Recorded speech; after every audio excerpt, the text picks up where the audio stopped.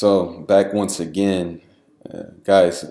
Please notice you're going to see me wearing the same garment, talking about different things in a lot of these videos because what I do is I do trade full time from home. I also, like I said, I'm running online store and a blog and a couple of other things that I'll reveal later.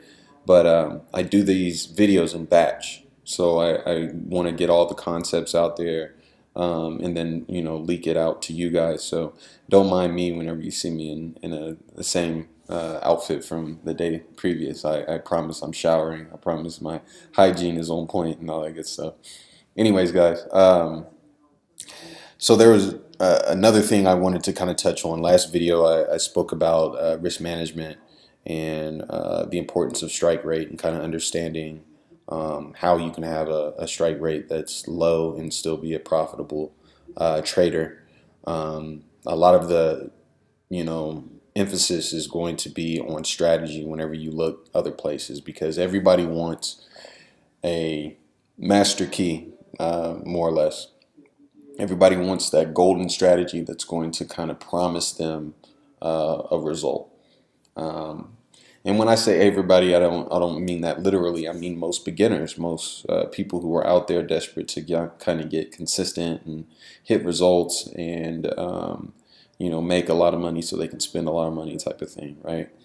Um, so one of the things I kind of want to put out there is strategies. Finding a strategy is super important, but you have to be able to marry it to your personal style, marry it to the strike rate that you are hoping to capture and that the strategy is meant to capture, right? And along with that, it plays along with risk management, of course. So there's going to be a lot of sports analogies here because that's the best way I've found to kind of really drill it home.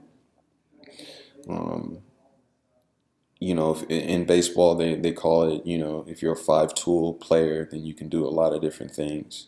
You can run, catch, run, field, hit.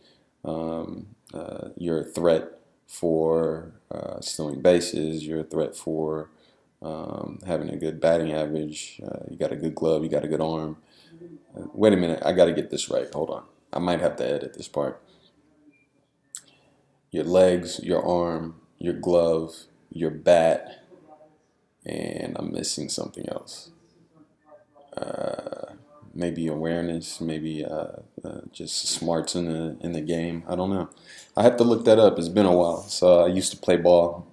It's been 10, 12 years, and I'd rather play than watch. I'm one of those guys, so I haven't been keeping up with uh, current times of ball and all that good stuff. But with that said, man, all those things kind of play together. All those different attributes of being a good ball player coincide and live together. If you have one, but you don't have the others, you're just kind of subpar at some point.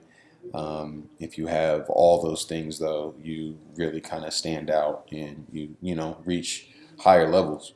It's no different with trading. It's no different with trading.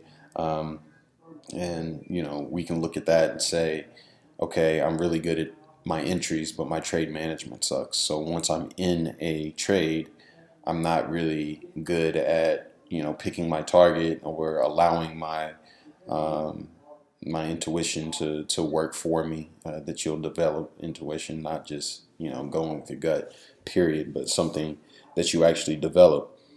It's kind of like it's like that, yeah. And there's people who can pick really good stops, but their entries are bad. They wait too long, so they're too cautious, and then they end up getting in at a position where their profits are limited, or timing can be an issue. You're always too early or always too late.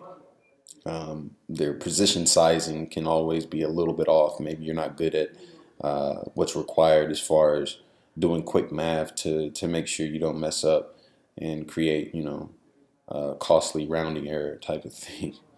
Uh, and there's a lot of stuff in between there, right?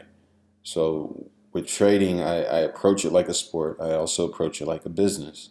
You don't want to just be really, really good at one thing. Um, and you also don't want to assume that your strength in one area will carry you, and allow you to neglect other areas, right? So for me, this is exactly, I pinpoint exactly why I had trouble transitioning over to options. Instead of just sticking to Forex and just focusing there and slugging it out with a small account, around $10,000 account, and just slugging it out and making my little 1% off of each trade and doing that for months and months and months, building my account up. I said, well, I can't do that right now. I need to pay bills. I need to get into something that's going to be able to make me money right now. So let's think about that mindset. I'm losing from the jump. That's a losing mindset from the jump. So I got into options trading, the incorrect risk management tools in place, the incorrect assumptions in place as far as that goes. Um, and that ultimately, is causing me to sit out, and now I have to, build my account back up and then jump into the field that I'm supposed to be in, which is Forex. That's where I've got my expertise. That's where I've got my screen time, where I've got my chart time, where I've sat and earned that, those 10,000 hours, so to speak. But anyways, I digress. I want to make sure that we're all on the same page with strategy. Strategy is a tool. It's another tool that you add to your risk management, that you add to your strike rate. Strategy is the mechanics of understanding not only what the setup looks like, but accepting when the setup's not there. If it's not there, you don't trade. And early on, that was extremely hard for me.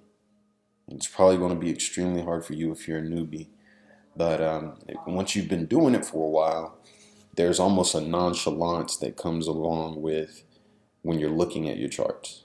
You don't care if you trade or you don't trade. You don't care if on that particular night, right?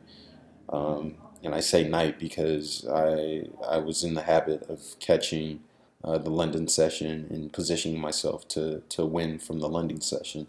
So I'd put on a trade around 11 o'clock, between 11 uh, uh, p.m. and 2 a.m. So that's the window that I was taught to kind of suss out the best approaches. And again, that came from IP as well, Infinite Prosperity. And anyways, I just want guys to understand that a strategy is just the tip of the iceberg. It's just a small part of a winning situation and a long-term um, longevity, if you will, as a trader.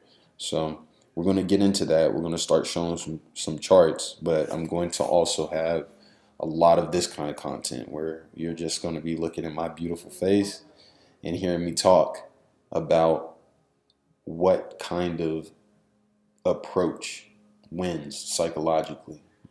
So this is chess, not checkers. So be ready to be in your head and understand that there's a lot of preparation that helps make that actual game, actual trading a lot easier. All right, y'all be well.